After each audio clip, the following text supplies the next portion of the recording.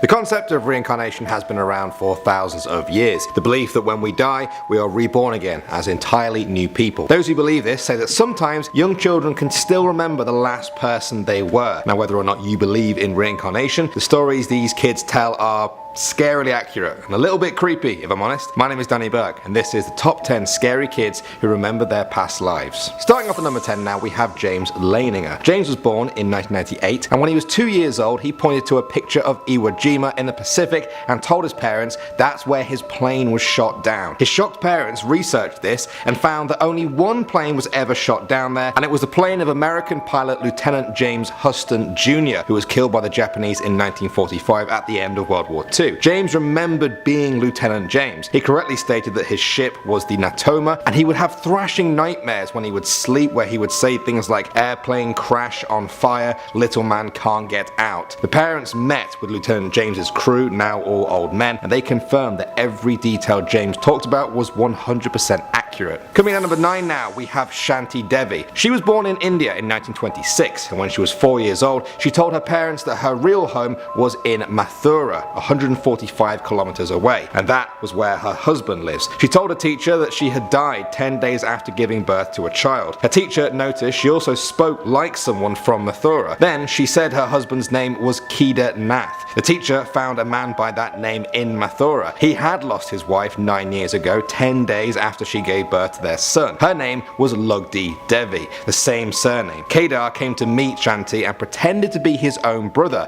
but Shanti instantly recognized him. A full report on the case was ordered by Mahatma Gandhi himself, and they found it to be all true. At number 8 now, we have Ryan. This boy from the Midwest claimed that he was Marty Martin, a movie extra who became a Hollywood agent. He pointed to him in a picture and said that was him. His parents were skeptical because Ryan said he had traveled the world on big boats, danced on Broadway, and had a big house with a swimming pool. That didn't really sound like the life of a film extra, but they were amazed to find that it was all true. He was a dancer on Broadway. He then moved to LA to work as an agent and had a big house with a pool. Alright, at number 7 now, we have Cameron Macaulay. When he was 2 years old, this boy from Glasgow started talking about life on Barra, a remote island off the coast of Scotland to which Cameron had never been before. For 3 years, all he seemed to talk about was his Barra home, his friends and his family there. He said his dad was called Shane Robertson, he was killed by a car, and he missed his mum so badly he was in genuine distress. His parents finally decided to take him to Barra. A documentary crew joined them. They were amazed by how many things Cameron got right. It was the tiny details, everything from his dog's breed, the colour of his house, even the view from the window. If you're interested to hear more on this, the full documentary is actually on YouTube.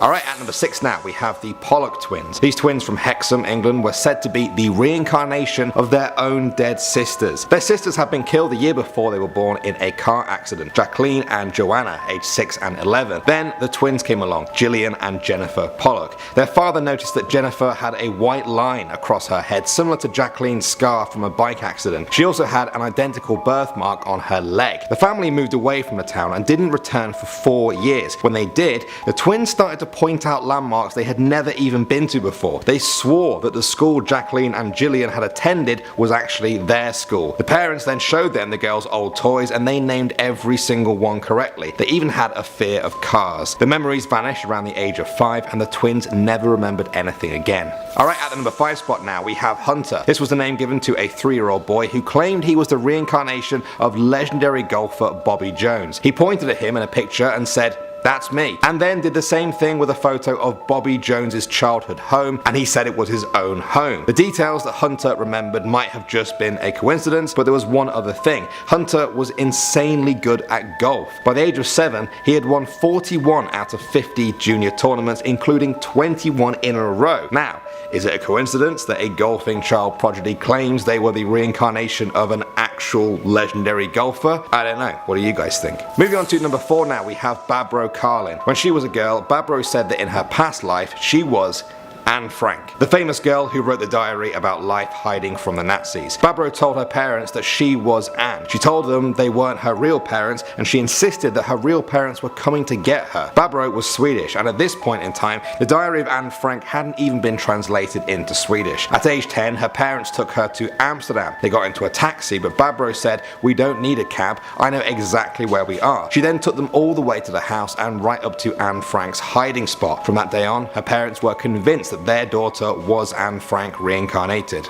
Coming in at number 3 now, we have Edward Austrian. This 4-year-old was always scared of drizzly, damp days. He would refer to a growth in his throat as his shot. This was all very confusing until he told his mother who he was in a past life, a soldier in World War I. He said his name was James. He was 18 years old and he was walking through the mud in France. It was a damp, rainy and cold day. His rifle felt heavy. All he could see were the ravages of the battlefield. He had a shot come from behind him. A bullet went through someone else and hit him right in the back of the neck, and he felt his throat fill with blood. Now he insisted he didn't see any of this on TV or in the movies, that this was real and it happened to him. Coming in number 2 now, we have Finding the Grave. The boy in this story was just 3 years old, so his name has been protected. In 2009, a doctor investigated his claim that he remembered his past life and that he was killed by an axe blow to the head, exactly where his red birthmark was. The boy took the doctor to a village and walked up to a grave there, saying, "I used to be your neighbor. We had a fight and you killed me with an axe."